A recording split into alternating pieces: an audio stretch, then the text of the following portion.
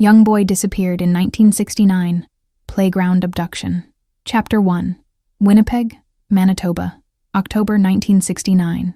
The city sat at the edge of the Canadian prairies, a place where winter lasted 6 months and summer felt like a brief, precious gift before the cold returned. By late October, the leaves had already fallen from the elm trees that lined the residential streets, and people were beginning to think about snow tires and storm windows. It was a city of modest houses and working-class neighborhoods, where people knew their neighbors and children played outside until the streetlights came on. Timothy Walsh was 8 years old, in 3rd grade at Elmwood Elementary School. He was an ordinary boy in most ways, average height for his age, with sandy brown hair that his mother cut every few weeks in their kitchen, gray eyes that lit up when he talked about the things that interested him, which were mostly hockey and comic books. He had a gap between his front teeth that would probably require braces someday, and a habit of chewing on his pencil erasers when he was thinking hard about something. Timothy lived with his parents and younger sister Jennifer in a small 2-story house on Henderson Highway, painted yellow with white trim. His father Robert worked as a mechanic at a garage downtown, coming home each evening with grease under his fingernails that never quite washed away. His mother Margaret stayed home with the children, keeping house and cooking meals, and doing all the invisible work that kept a family functioning. They were, by all accounts, an ordinary Canadian family, in an ordinary neighborhood in an ordinary city, which is perhaps why what happened to them seemed so impossible, so unthinkable. These things weren't supposed to happen to ordinary people living ordinary lives. Thursday, October 23, 1969, started like any other school day. Margaret woke Timothy and Jennifer at 7 o'clock, giving them just enough time to dress, eat breakfast, and catch the school bus that stopped at the corner of their street at 8:15. Timothy wore brown corduroys and a green sweater, sturdy shoes that were getting a bit small, but would probably last until Christmas. He carried his lunch in a brown paper bag, peanut butter and jam sandwich, apple, cookies, and his school books in a canvas satchel that had belonged to his father when he was a boy. "Be good today," Margaret said as she kissed the top of his head at the door.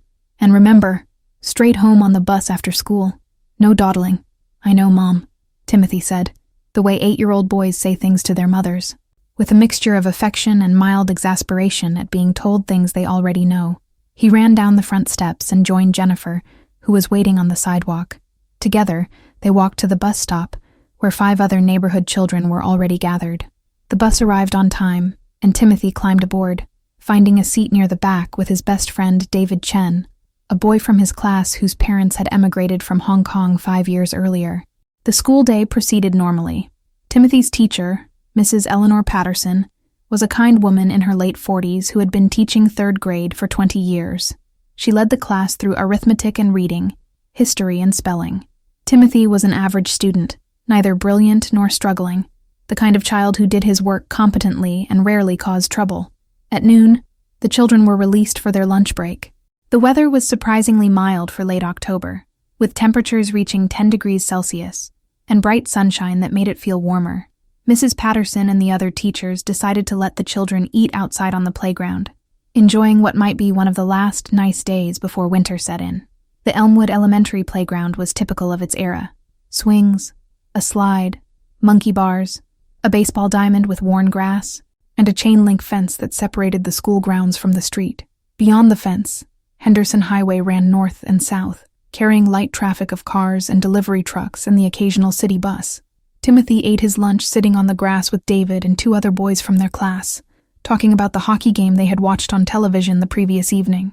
The Winnipeg Jets were playing well this season, and the boys argued good-naturedly about which player was the best. At approximately 12:20, Timothy got up to throw away his lunch bag in the trash bin near the fence.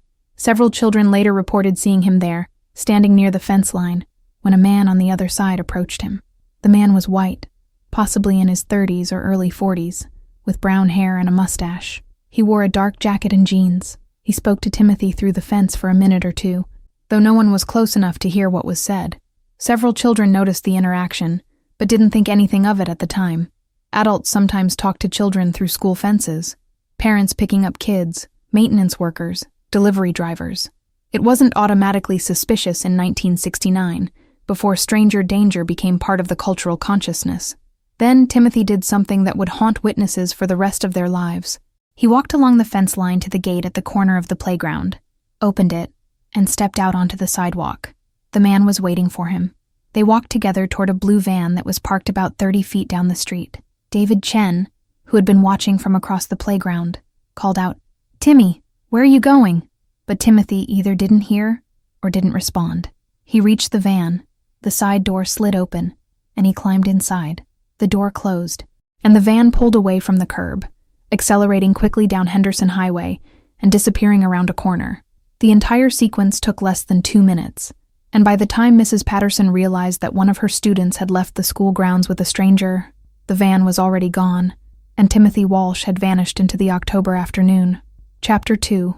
Margaret Walsh was folding laundry in the living room when the phone rang at 1:15. She answered it expecting a friend or perhaps a sales call, certainly not expecting the panicked voice of Mrs. Patterson on the other end. "Mrs. Walsh, this is Eleanor Patterson from Elmwood Elementary. I need you to come to the school right away. It's about Timothy." Margaret's stomach clenched. "Is he hurt? What happened?" Mrs. Walsh, Timothy left the playground during lunch. He left with a man we don't know. We've called the police. Please come right away." The words didn't make sense at first. Timothy left with a man? What man? Why would Timothy leave with anyone? He knew better than to talk to strangers. She had taught him that. They had discussed it many times. "I'm coming," Margaret said, her voice sounding strange and distant to her own ears. She hung up and stood frozen for a moment, her mind trying to process what she had just heard. Then, training took over. She grabbed her coat and purse, called a neighbor to watch Jennifer when she got home from school, and drove to Elmwood Elementary with her hands shaking on the steering wheel. The school was in chaos when she arrived. Police cars were parked out front, their lights flashing but sirens silent. Teachers stood in clusters, talking in hushed voices. Children pressed their faces against classroom windows, trying to see what was happening. Mrs. Patterson met Margaret at the front door, her face pale and drawn. "We called the moment we realized he was gone," Mrs. Patterson said, her voice breaking. "Mrs. Walsh, I'm so sorry. I was supervising the playground, but there were 60 children out there, and I didn't see him leave until it was too late." "What happened?" Margaret asked, though she could barely form the words. "Tell me exactly what happened." Mrs. Patterson explained about the man at the fence, about Timothy walking to the gate, about the blue van. Several students had witnessed it, and their descriptions were remarkably consistent. A man in his 30s or 40s, brown hair, mustache, dark jacket, a blue van, no side windows, possibly a Chevrolet. It had driven away south on Henderson Highway. Margaret listened to all of this as if from a great distance, as if it were happening to someone else. These things didn't happen in Winnipeg. Children didn't get taken from school playgrounds in broad daylight. There had to be some explanation. Maybe Timothy knew the man. Maybe he was a relative she had forgotten about. Maybe this was all a misunderstanding. But even as she grasped for rational explanations, a cold certainty was settling into her bones. Something terrible had happened to her son. Detective Sergeant Harold Brennan arrived at the school at 1:45. He was a 38-year-old veteran of the Winnipeg Police Service, married with 3 children of his own, the youngest just a year older than Timothy. When he got the call about a possible child abduction, he had felt his heart sink. In his 15 years on the force, he had worked exactly 2 cases involving missing children. One had been a custody dispute where the non-custodial father had taken his daughter, resolved within 24 hours when they were found at the father's brother's house. The other had been a runaway teenager who had returned home on her own after 3 days. He had never worked a case involving a young child taken by a stranger. Brennan knew the statistics, though. He knew that if a child was abducted by a stranger, the first few hours were critical. After 24 hours, the chances of finding them alive dropped dramatically. He couldn't let himself think about those statistics right now. He needed to focus on gathering information, coordinating resources, and finding this boy before it was too late. He interviewed Mrs. Patterson first, getting the timeline clear in his mind. 12:20, Timothy at the fence. 12:22, Timothy entering the van. 12:25, Mrs. Patterson realizing he was gone. 12:30, police called. So they were looking at about an hour and 15 minutes since the abduction. The van could be anywhere within a 70-mile radius by now, possibly across the border into the United States if the kidnapper had driven straight south. Brennan next interviewed the child witnesses, starting with David Chen, who had the clearest view of what had happened. David was composed but obviously frightened, his 8-year-old mind trying to understand events that most adults couldn't comprehend. "The man talked to Timmy through the fence," David said. I don't know what he said. But then Timmy walked to the gate and went outside. I called to him, but he didn't answer. Then he got in the van and it drove away. Did Timothy seem scared? Brennan asked gently. David thought about this. No, he just walked normal, like he was going somewhere he was supposed to go. This detail was significant. It suggested that the man had said something to convince Timothy it was safe, even necessary, to leave with him. A story about his mother being hurt, perhaps, or his father needing him urgently. Some lie that would make an 8-year-old boy willingly get into a van with a stranger. Brennan interviewed 3 other children who had witnessed the abduction. Their descriptions were consistent. White male, 30s or 40s, brown hair, mustache, dark jacket. The van was blue, possibly dark blue or navy. No side windows. License plate not visible or remembered. The man's face was ordinary, unremarkable, the kind of face you would forget 5 minutes after seeing it. A police artist was called in to work with the children on a composite sketch. By 4 o'clock, they had a drawing that the witnesses agreed was reasonably accurate. It showed a man with an oval face, brown hair worn slightly long over the ears, in the style of the late 60s, a thick mustache, no distinguishing features. It could have been any one of 10,000 men in Winnipeg, but it was something. It was more than nothing. By evening, the investigation was in full swing. Every police officer in Winnipeg had been shown the composite sketch and given descriptions of Timothy in the van. An Amber Alert system didn't exist in 1969, but radio and television stations broadcast urgent bulletins asking anyone with information to contact police immediately. Roadblocks were set up on major highways out of the city, though by this time the van could have easily passed through before the roadblocks were established. Robert Walsh arrived home from work at 6 to find his house filled with police officers and his wife in a state of shock. He couldn't process what they were telling him at first. Timothy was gone. Someone had taken him. His 8-year-old son, who had left for school that morning in brown corduroys and a green sweater, was now in the hands of a stranger, and no one knew where he was, or whether he was still alive. "We have to find him," Robert said, his voice rough with panic. "We have to do something. I can't just sit here." "We're organizing search parties," Brennan told him. "Volunteers are meeting at the community center at 7. We'll search every street, every alley, every building within a 5-mile radius of the school. Someone will have seen that van. Someone will remember something." But even as he said these reassuring words, Brennan knew they were probably false hope. If this was what it appeared to be, a predator who had targeted a child, groomed him through the fence conversation, and then lured him into a vehicle, then Timothy was likely already dead or would be soon. These men didn't keep their victims alive. They couldn't risk it. Brennan couldn't say that to the parents, of course. They needed hope. They needed to believe their son was coming home. And there was always a chance, however slim, that this case would be one of the exceptions. As darkness fell over Winnipeg on that October evening, hundreds of volunteers gathered to search for Timothy Walsh. They carried flashlights and called his name into the cold air, walking through neighborhoods and checking behind buildings and looking in dumpsters and abandoned cars. They searched through the night, even as the temperature dropped and frost formed on the grass, even as hope began to fade with each passing hour. Margaret Walsh sat at her kitchen table, still wearing the same clothes she had put on that morning, unable to eat or sleep or do anything except stare at the clock and pray that her son would walk through the door. Jennifer had been sent to stay with her grandmother, spared the worst of the chaos and fear that had consumed their home.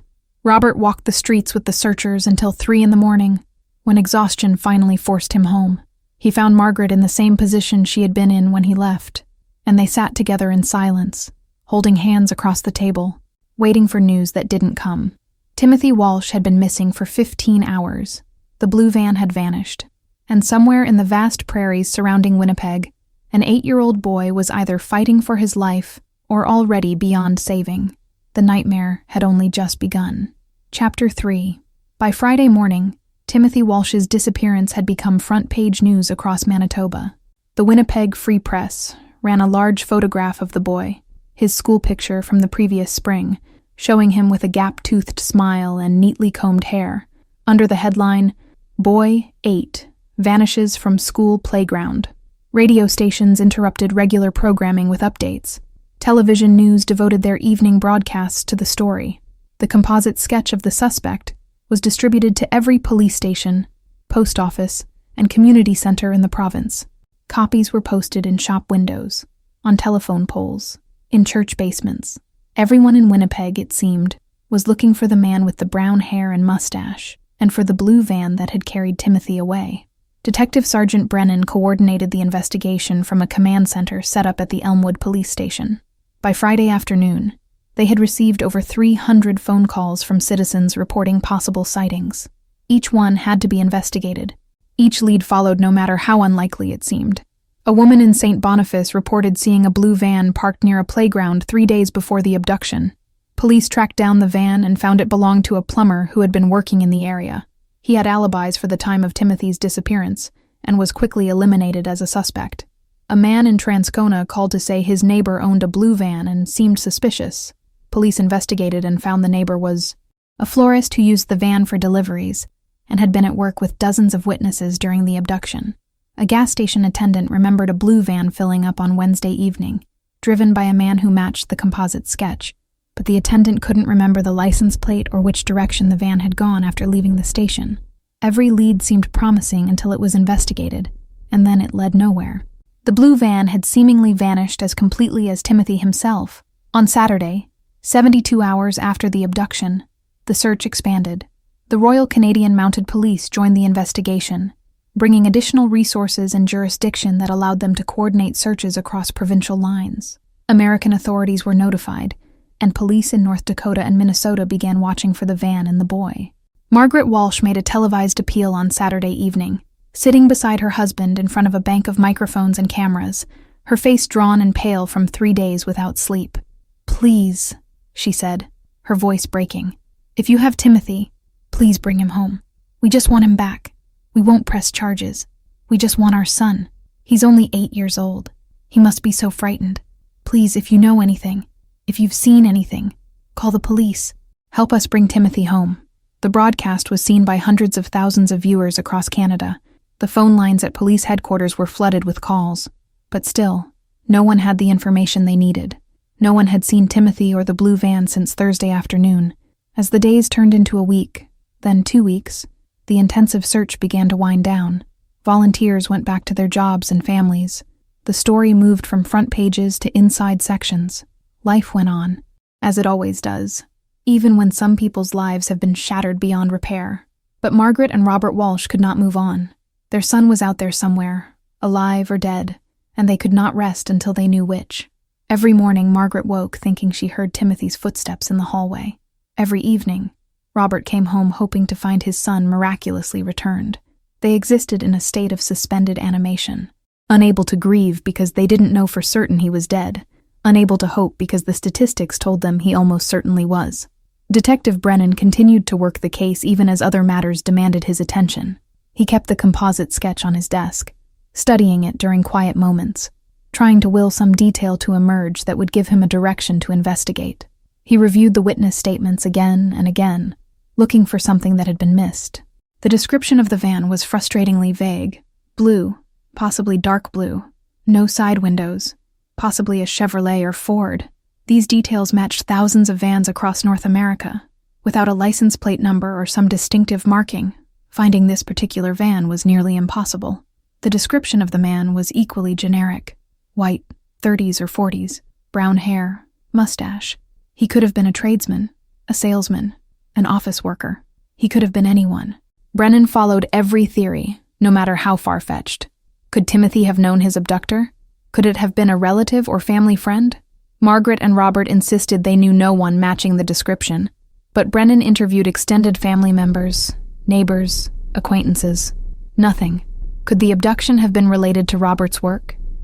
Did the mechanic have any enemies? Anyone who might want to hurt him by taking his son? This theory also led nowhere. Robert was well-liked, had no conflicts with customers or co-workers, no gambling debts or criminal associations. Could Margaret have any connection to the abductor? Had anyone been paying unusual attention to Timothy in the weeks before the disappearance? Again, nothing. Margaret could think of no one suspicious, no uncomfortable encounters, no warnings that something might happen. The most likely explanation was the most horrifying. A stranger predator who had seen Timothy at the school, perhaps observed him over several days, waiting for the right opportunity. The conversation through the fence suggested some planning. The man had known exactly what to say to get Timothy to leave the playground willingly, but if it was a stranger abduction by a predator, then the chances of finding Timothy alive after 2 weeks were virtually zero. Chapter 4. 3 months after Timothy's disappearance, in January 1970, a breakthrough seemed to occur. A hunter in rural Manitoba, about 80 miles north of Winnipeg, found a child's shoe in the woods. It was a brown leather shoe, size 3, the right size for an 8-year-old boy. The shoe was weathered but not excessively so, suggesting it hadn't been there long. Police searched the area intensively, using dogs and volunteers to comb through miles of forest. They found nothing else. No other clothing, no body, no evidence that Timothy had been in that location. The shoe couldn't be definitively linked to him. Margaret thought it might have been his, but she couldn't be certain. He had owned brown shoes, but so did thousands of other children. The discovery generated renewed media coverage and a flood of new tips. A psychic called to say she had visions of Timothy in a cabin in the woods. A man came forward claiming he had seen a blue van parked near the area where the shoe was found in November, but his description of the vehicle didn't quite match the original reports. Detective Brennan drove out to examine the site personally. He stood in the snow-covered forest, holding the small shoe in his gloved hand, and felt the weight of failure settle over him. If this was Timothy's shoe, if the boy had been brought here, then they were likely standing near a grave. But without a body, without any other evidence, he couldn't even give the family that terrible closure. The shoe was sent for forensic analysis. No usable fingerprints or DNA could be recovered. The technology for that kind of analysis was limited in 1970. The shoe remained in evidence, a tantalizing clue that ultimately led nowhere. As winter deepened, Margaret Walsh fell into a depression so profound that her doctor prescribed medication. She couldn't eat, couldn't sleep, couldn't function. The house where Timothy had lived became unbearable to her. His room with his toys and clothes and comic books, the breakfast table where he had eaten his last meal at home, the front steps where she had kissed him goodbye for the last time. Robert threw himself into work, spending 12 and 14-hour days at the garage, trying to exhaust himself enough that he wouldn't have to think about his missing son. But Timothy was always there, hovering at the edge of his consciousness, a ghost he couldn't escape. Jennifer, now 7, understood that something terrible had happened to her brother, but couldn't fully grasp the permanence of his absence.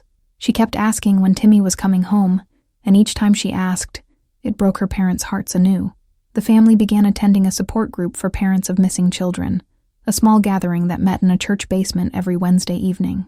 There, Margaret and Robert found others who understood their specific kind of grief, the not knowing, the endless hoping and fearing, the guilt that gnawed at them constantly. I should have driven him to school that day, Margaret said at one meeting, her voice hollow. If I had just driven him instead of letting him take the bus, he would still be here. I should have taught him better, Robert said. Should have made sure he understood never to talk to strangers, never to leave the playground, but they had taught him those things. Timothy knew not to talk to strangers. He knew to stay where he was supposed to be. The man who took him had simply been too clever, had found the right words to override a child's caution. The support group leader, a woman whose own daughter had vanished 6 years earlier and never been found, gently reminded them that they couldn't blame themselves. These men are predators, she said. They spend time learning how to manipulate children. It's not your fault. It's not Timothy's fault. The only person responsible is the man who took him. But guilt doesn't respond to logic. Margaret and Robert carried their guilt like a physical weight, pressing down on them every moment of every day. Chapter 5. 1 year after Timothy's disappearance, the Winnipeg police officially classified the case as a cold case, though they assured the Walsh family it would remain open, and any new leads would be investigated. Detective Brennan moved on to other cases, though he never forgot Timothy Walsh. The boy's school picture remained pinned to a bulletin board in his office, a reminder of the one that got away. Margaret and Robert held a memorial service for Timothy on the anniversary of his disappearance, though technically he wasn't legally dead, and wouldn't be for another 6 years. Friends and family gathered at their church to remember the boy, to pray for his safe return, or, failing that, for peace for his family. It was a strange, liminal ceremony, mourning someone who might still be alive, grieving a loss that hadn't been confirmed. The media coverage of the anniversary was subdued, a small article in the Winnipeg Free Press, a brief segment on the evening news. The public had mostly moved on, as the public always does. There were new tragedies to focus on. new crises demanding attention. But for Margaret and Robert, time had stopped on October 23rd, 1969. Everything in their lives was measured as before or after that date. They existed in a permanent state of waiting, unable to move forward, but with nowhere to go back to. In 1972, 3 years after the abduction, a man was arrested in Ontario for the abduction and murder of 2 young boys. The cases bore similarities to Timothy's disappearance. Both boys had been approached near schools, both had been lured into vehicles, both had vanished without a trace before their bodies were eventually found in rural areas. Detective Brennan traveled to Ontario to interview the suspect, a 42-year-old factory worker named Gerald Martin. Martin had confessed to the 2 Ontario murders, and police suspected he might be responsible for several other unsolved child abductions across Canada. Could he also have taken Timothy Walsh? Brennan showed Martin the composite sketch, and the resemblance was striking. Martin had brown hair and a mustache. He was the right age. He had lived in Winnipeg in 1969, working as a delivery driver, a job that would have given him access to various vehicles, including potentially a blue van. But Martin denied any involvement in Timothy's disappearance.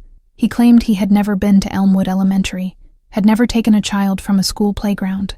And despite hours of interrogation, despite investigators' best efforts to connect him to the case, no evidence could be found linking Martin to Timothy Walsh. The van Martin had driven while in Winnipeg was tracked down.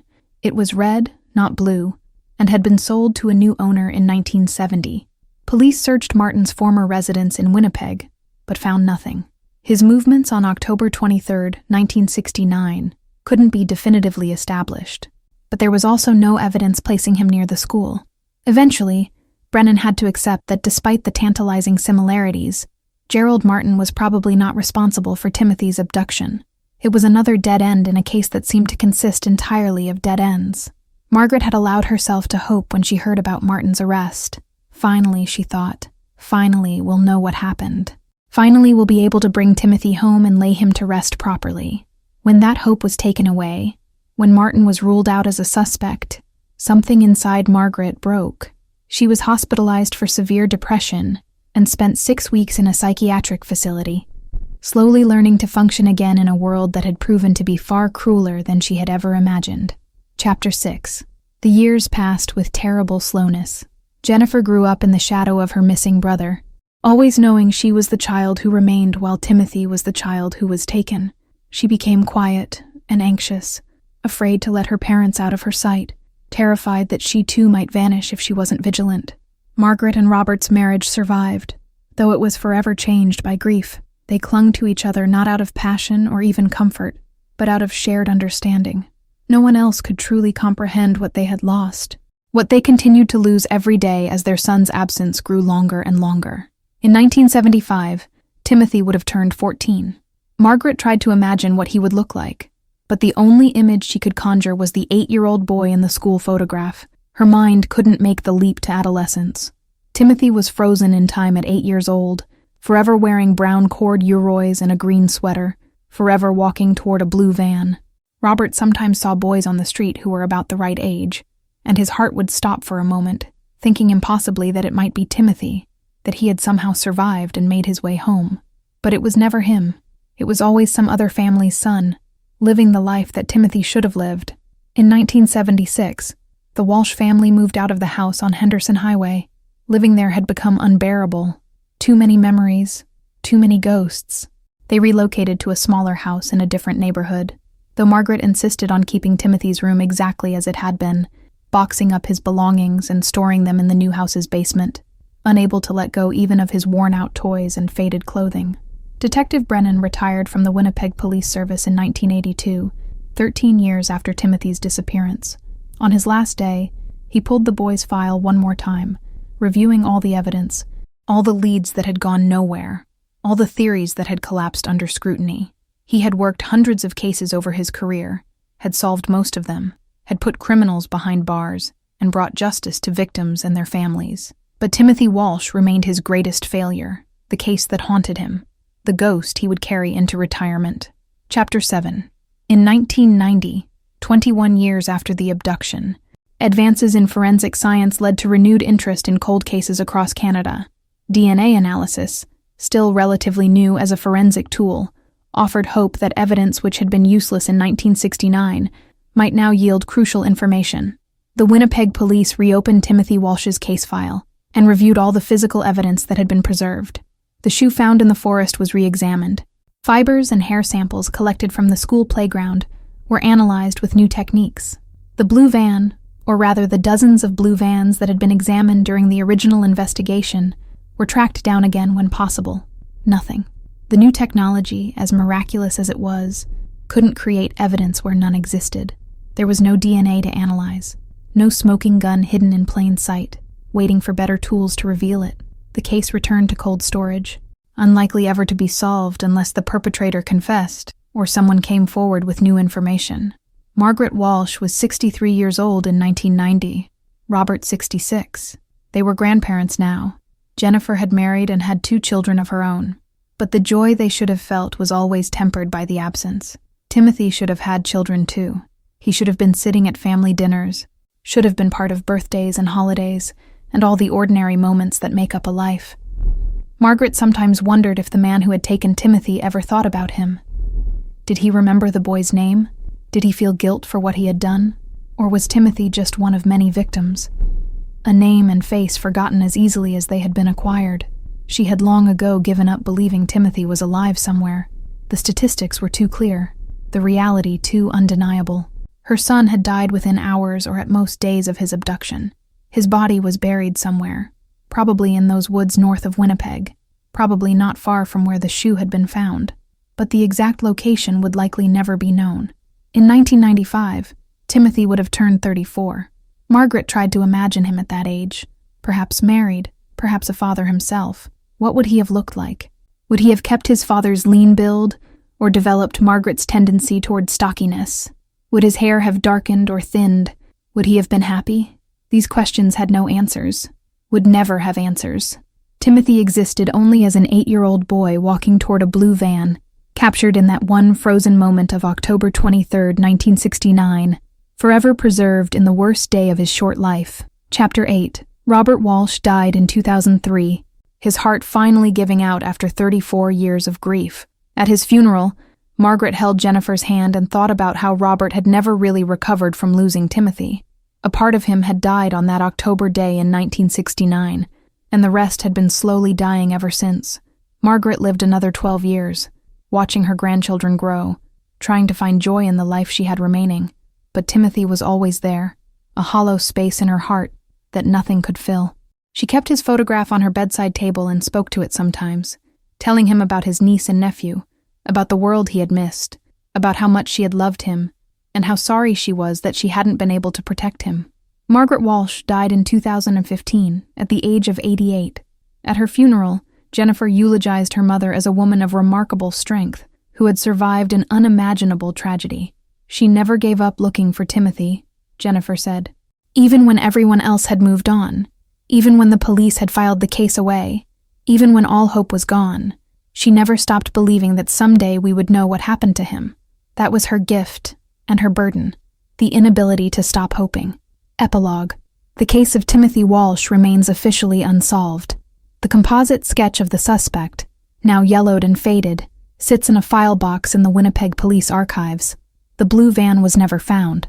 The man who approached an 8-year-old boy through a chain-link fence and convinced him to leave his school playground was never identified, never arrested, never faced justice for what he did.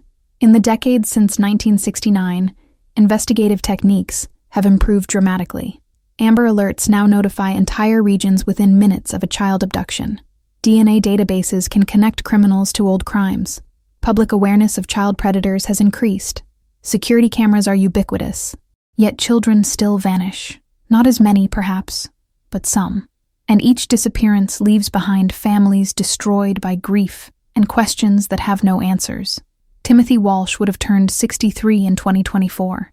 If he had lived, he might have had grandchildren of his own, might have retired from whatever career he had chosen, might have spent his final years in comfort and surrounded by love. Instead, he remains forever 8 years old, frozen in that school photograph with his gap-toothed smile, innocent of what was about to happen to him. His case file can still be accessed by the Winnipeg police, though it's unlikely anyone looks at it anymore. The witnesses are elderly or dead. The investigators have retired or passed away. The evidence, such as it was, has yielded all the information it can yield. The trail, cold from the beginning, is now frozen solid. Somewhere in Manitoba, probably in those woods north of Winnipeg, Timothy Walsh's remains likely lie buried and forgotten. The man who put them there is probably dead himself by now, taking his secrets to whatever lies beyond this life. Jennifer Walsh, now in her 60s, occasionally receives calls from true crime podcasters or documentary filmmakers who want to revisit her brother's case.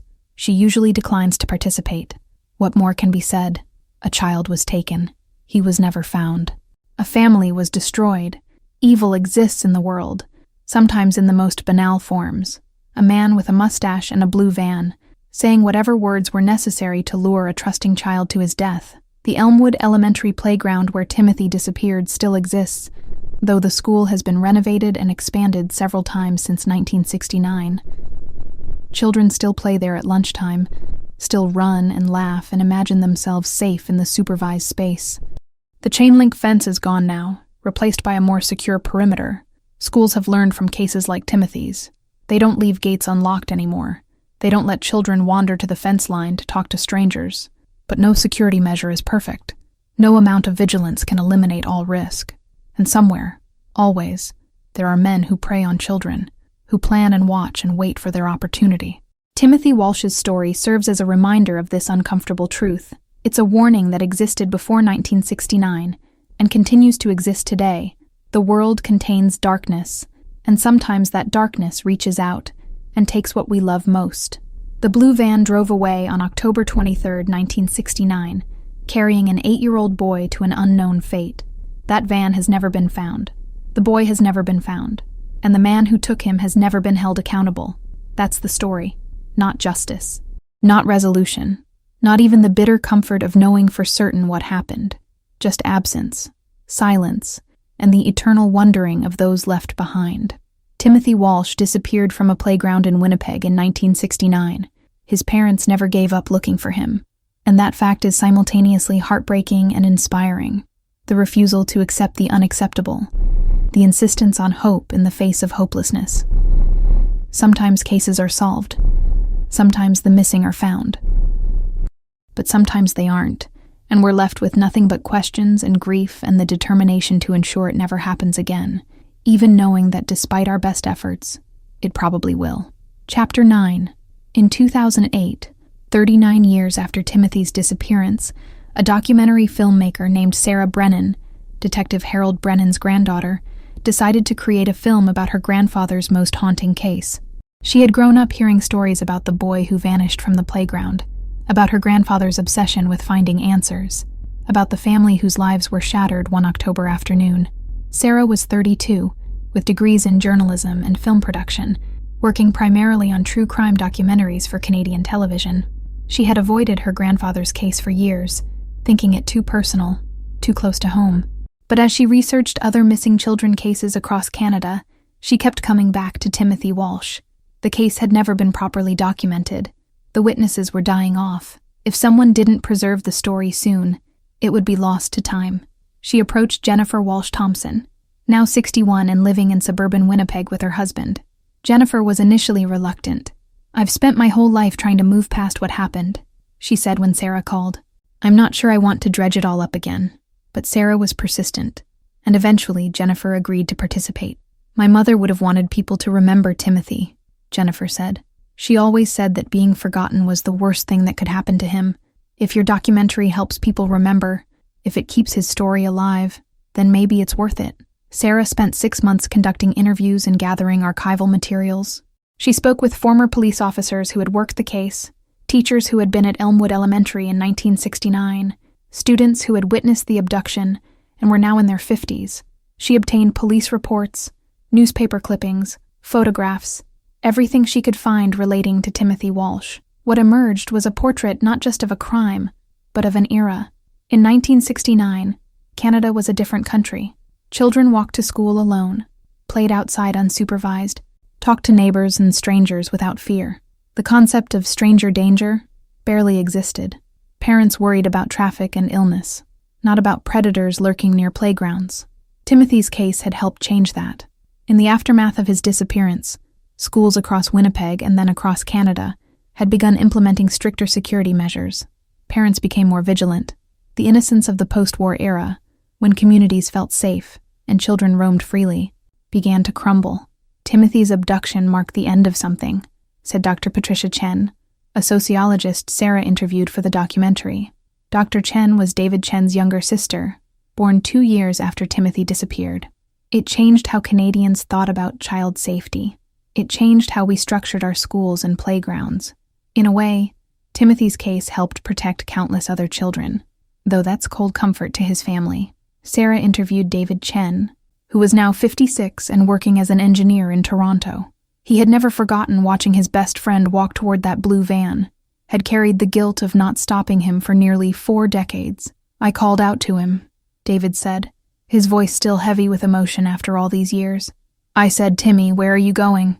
But he didn't answer. He just kept walking. I think about that moment all the time. What if I had run after him? What if I had told a teacher immediately instead of waiting? Would it have made a difference?" "You were 8 years old," Sarah said gently. "You couldn't have known what was happening." "I know that intellectually," David replied, "but it doesn't change how I feel. Timothy was my best friend. We were going to play hockey together that weekend. We had plans, and then he was just gone." Sarah also tracked down Mrs. Eleanor Patterson, Timothy's teacher, now 93 and living in a nursing home. Mrs. Patterson's mind was still sharp, and she remembered that October day with painful clarity. "I should have been watching more carefully," she said, tears streaming down her weathered face. "I was supervising 60 children, but that's no excuse. A child left my care and I didn't notice until it was too late. I quit teaching 2 years later. I couldn't stand the thought of being responsible for children when I had failed so catastrophically. The man who took Timothy was clever," Sarah said. "He had probably been watching the school, planning his approach. He knew exactly what to say to get Timothy to leave. That's not your fault." "Tell that to my heart," Mrs. Patterson said. "Tell that to the part of me that wakes up at 3 in the morning, even now, thinking about that little boy." The documentary, titled The Blue Van, The Disappearance of Timothy Walsh, premiered on CBC in March 2009. It ran for 90 minutes and was watched by over 2 million Canadians. The response was overwhelming. The Winnipeg police received hundreds of new tips, though most were from people who had vague memories of blue vans or suspicious men from 4 decades ago. One tip, however, proved more substantial than the others. Chapter 10.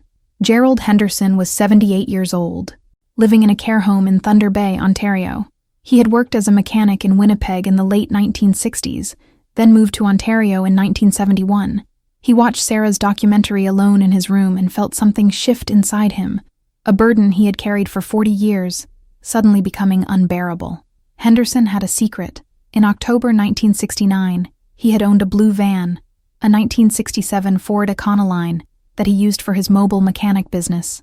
On October 23, 1969, he had been driving through the Elmwood neighborhood making service calls.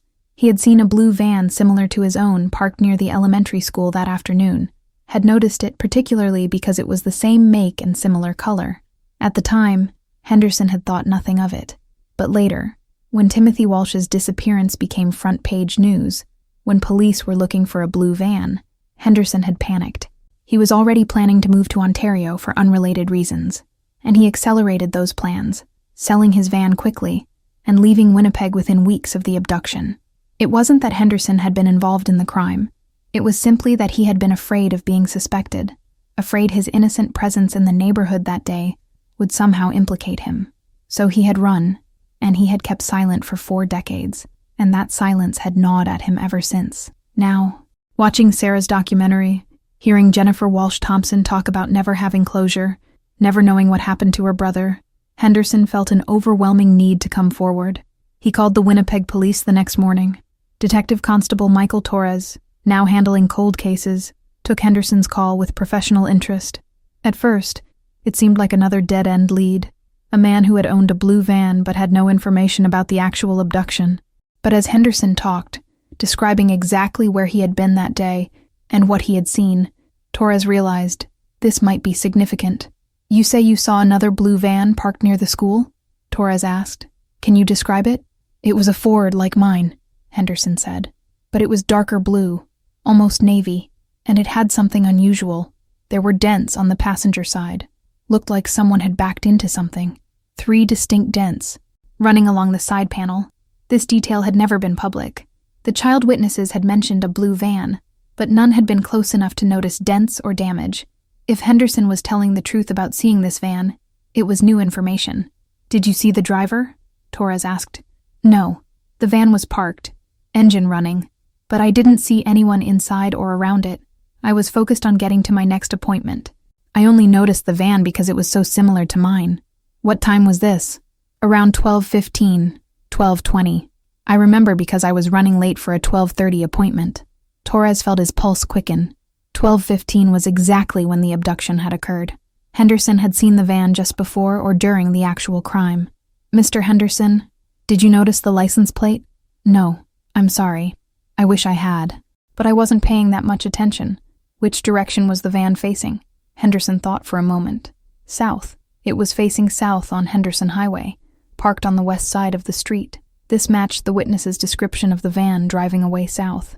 Torres thanked Henderson for coming forward and immediately reopened the case file to add this new information. The detail about the dents was potentially crucial. In 1969, police had investigated hundreds of blue vans, but if they had been looking specifically for a navy blue Ford Econoline with 3 dents on the passenger side, it might have narrowed the search considerably. Torres spent the next 3 months poring through old records, trying to find registration information for blue Ford Econoline vans in Manitoba in 1969. The records were incomplete. Many had been lost or destroyed over the decades.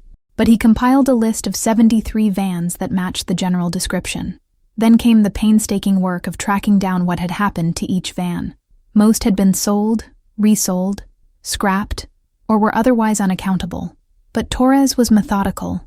He contacted body shops that had been operating in 1969, looking for records of repairs to blue Ford vans. He searched accident reports, looking for vans that had been damaged. After 5 months of investigation, Torres had narrowed his list to 3 vans that were unaccounted for in the months after Timothy's disappearance.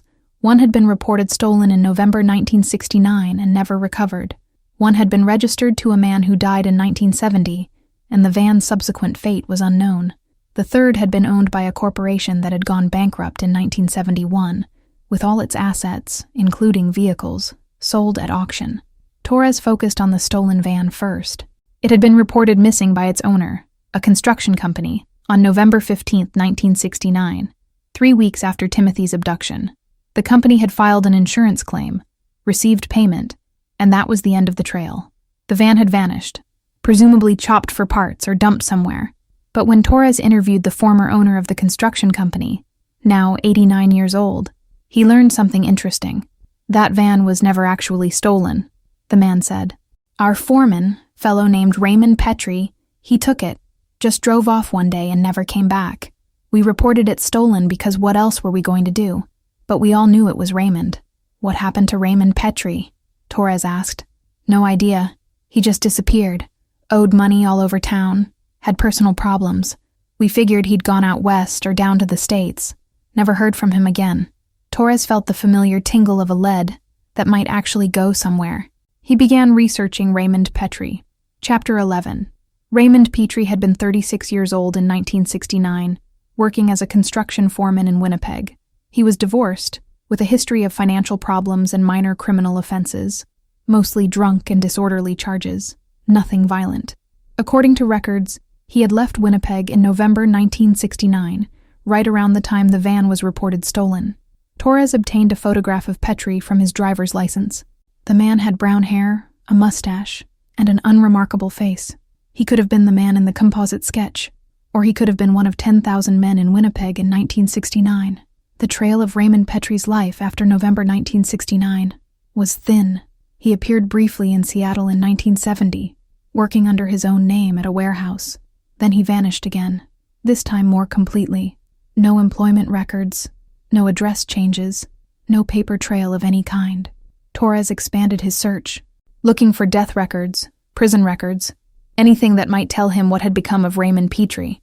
Finally, in a database of unclaimed bodies, he found something. A a John Doe who had died in Portland, Oregon, in 1987. The physical description matched Petrie: height, approximate age, distinguishing marks. The man had died of liver failure, apparently homeless and alone. His body had been cremated after no one came forward to claim it. But there was no definitive proof this John Doe was Raymond Petrie. No fingerprints had been taken, no dental records compared. It was just another dead end in a case full of them. Torres decided to take a different approach. If Petrie had taken Timothy Walsh, there might have been other victims. Predators rarely stopped at one.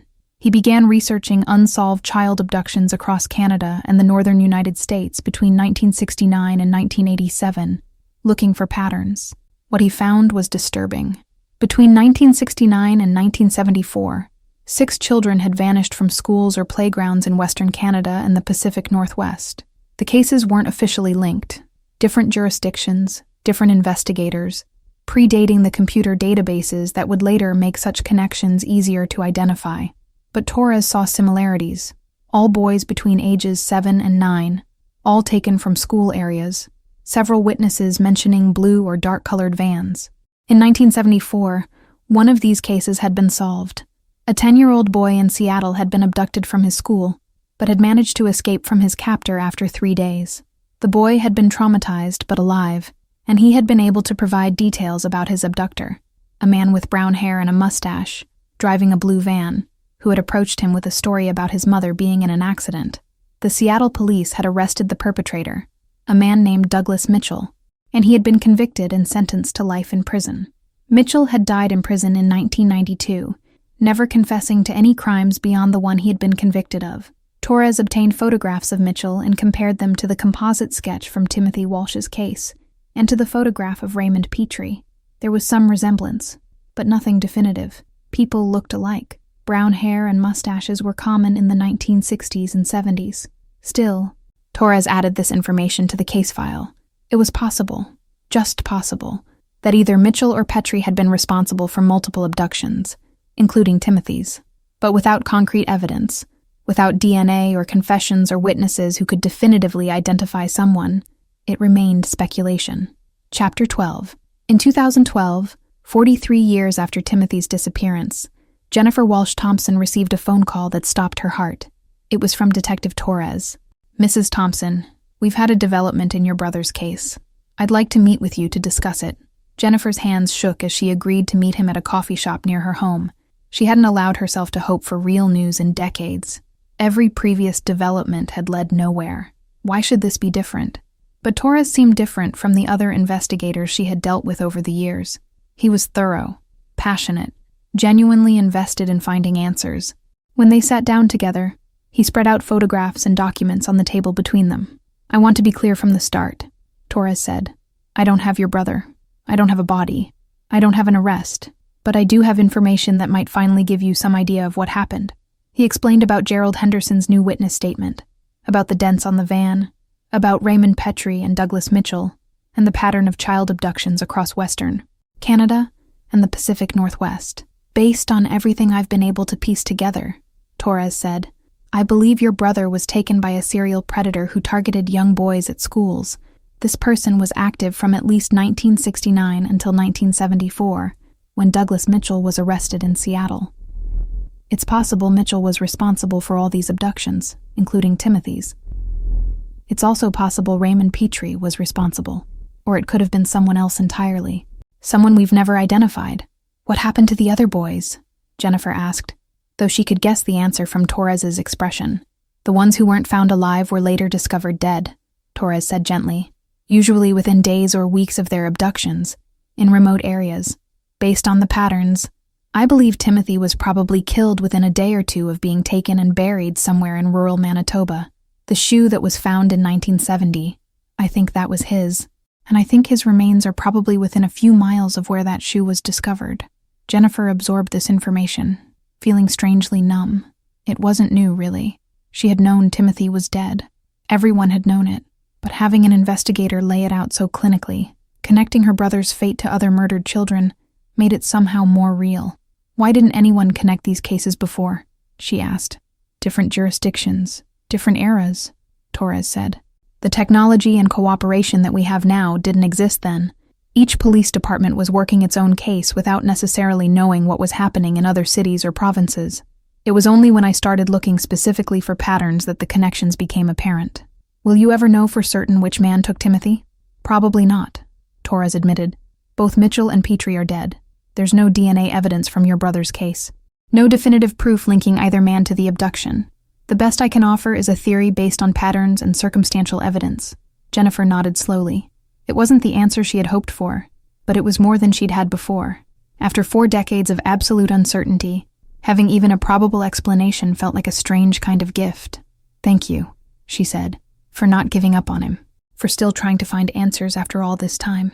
Timothy deserves to be remembered, Torres said, and your family deserves to know that people still care about what happened. Torres continued his investigation for another year, trying to find more definitive proof. He traveled to Seattle to review Douglas Mitchell's case file, looking for any mention of Winnipeg or Manitoba. He found none, though Mitchell had traveled extensively in his work as a salesman and could easily have been in Winnipeg in 1969.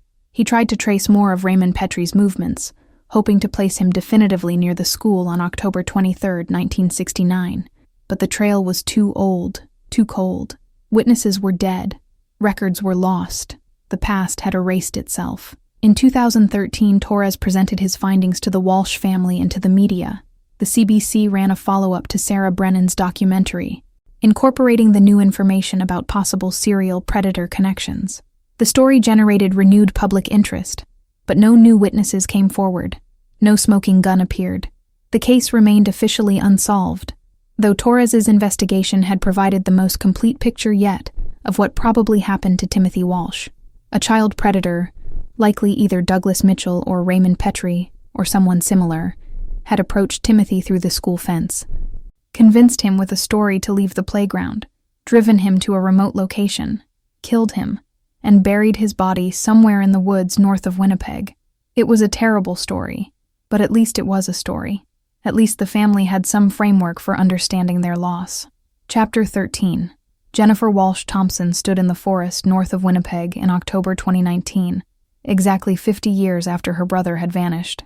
She was 67 years old now, with grandchildren of her own, her hair completely gray, her face lined with decades of grief and resilience. She had come to this spot, roughly where the shoe had been found in 1970, to mark the anniversary. Detective Torres had offered to accompany her, but she had declined. This was something she needed to do alone.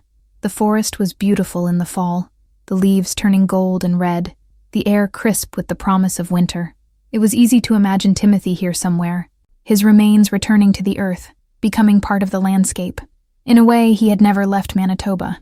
He had simply been transformed, scattered, absorbed into the trees and soil and water. Jennifer placed flowers on the ground, daisies, which had been Timothy's favorite. She had a photograph of him, the school picture that had been circulated so widely 50 years ago, and she propped it against a tree. "I'm 67 now, Timmy," she said softly to the forest. "Older than Mom was when you disappeared. I have grandchildren, 3 of them. I wish you could meet them. I wish you could have had children of your own." She was quiet for a moment, listening to the wind in the trees. "Mom and Dad are gone now. They never stopped looking for you, never stopped hoping. Even when it was impossible, even when everyone told them you weren't coming back, they kept hoping. I don't know if that was brave or foolish or both, but it was love. Everything they did came from love." A crow called somewhere in the distance. "I forgave you a long time ago for leaving us that day. I know you were just a little boy who believed a man's lie. I know you didn't mean to break our hearts. And I hope, wherever you are, you know that you were loved, that you are still loved, that you will always be my brother, and nothing, not time, not death, not anything, can change that." Jennifer stayed in the forest for an hour, sitting on the ground near the flowers and photograph, remembering her brother, not the tragedy of his death, but the joy of his life, the 8 years they had together, the games they played, the way he made her laugh, the feeling of safety that came from having a big brother who looked out for her. When she finally left, she took the photograph with her but left the flowers. Let them mark this place, this probable grave. Let them be a small memorial to a boy who deserved so much more than he got. Epilogue. The case of Timothy Walsh remains officially unsolved in 2025, though Detective Torres's investigation has provided what many consider the most likely explanation for what happened. A child predator, active in the late 1960s and early 1970s, abducted Timothy from his school playground and murdered him, probably within days of the abduction. The predator was likely either Douglas Mitchell or Raymond Petrie, both now deceased, though definitive proof linking either man to the crime has never been found. Timothy's remains have never been located, despite multiple searches of the area where his shoe was discovered. The forest north of Winnipeg is vast, and after 55 years, any physical evidence has long since deteriorated or been scattered by animals and weather. The blue van was never found. Gerald Henderson's testimony about seeing a navy blue Ford Econoline with dents came too late to be useful in the original investigation. By the time his information became available in 2009, the van had been gone for 40 years, almost certainly crushed for scrap or otherwise destroyed. The composite sketch of the suspect still exists in the case file, a haunting reminder of how close witnesses came to seeing the person who destroyed a family. But composite sketches are imperfect tools, especially ones created by 8-year-old children trying to remember a face they saw briefly through a fence. Even if someone today could look at that sketch and definitively identify the person it depicted, that person is almost certainly dead by now. Jennifer Walsh Thompson, now in her 70s, has become an advocate for missing children.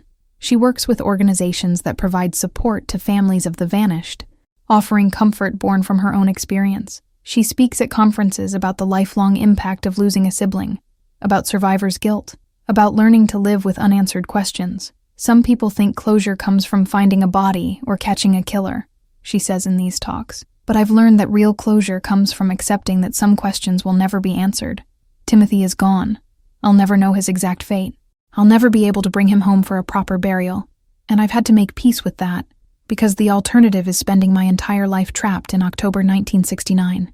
The Elmwood Elementary School still operates, though it has been renovated and rebuilt multiple times since 1969. A small plaque near the entrance commemorates Timothy Walsh and other children who have vanished from Manitoba schools over the decades. It reads, "Remember them. Protect all children. Never forget that evil exists, and vigilance is eternal." Sarah Brennan's documentary continues to be used in law enforcement training, illustrating how child predators operate and how investigations into child abductions should be conducted. It's a teaching tool that has probably helped save lives, which would have pleased Timothy's parents, who dedicated their post-tragedy lives to ensuring other families didn't suffer as they had. The case has been featured in dozens of true crime books, podcasts, and television programs over the decades. Each retelling generates new tips, though none have led to breaks in the case. Timothy Walsh has become a symbol of innocence lost, of evil unpunished, of families shattered by violence. In 2024, DNA technology advanced to the point where genetic genealogy could potentially identify remains from tiny fragments of bone or tissue. Detective Torres, now retired, worked with current investigators to organize a final search of the forest where Timothy's shoe was found. Using ground-penetrating radar and cadaver dogs, they searched a 5-square-mile area systematically. They found nothing. If Timothy is buried there, he's either deeper than their equipment could detect, or slightly outside the search area. Or perhaps he's somewhere else entirely, his remains carried by a predator to a location no one has ever considered. The search was called off after 3 weeks. It was, investigators acknowledged, probably the last major effort that would ever be made to find Timothy Walsh's remains. The case will remain open indefinitely, but active investigation has ceased. Too much time has passed. Too many witnesses are dead. Too much evidence has been lost to decay and time. Timothy Walsh vanished from a playground in Winnipeg on October 23, 1969. He walked toward a blue van and disappeared into history, leaving behind a family destroyed by grief, a community shaken by the loss of innocence, and a mystery that will probably never be completely solved.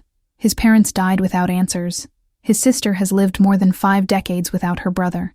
The investigation generated thousands of pages of reports, hundreds of interviews, decades of follow-up work, and still, we don't know for certain what happened to him.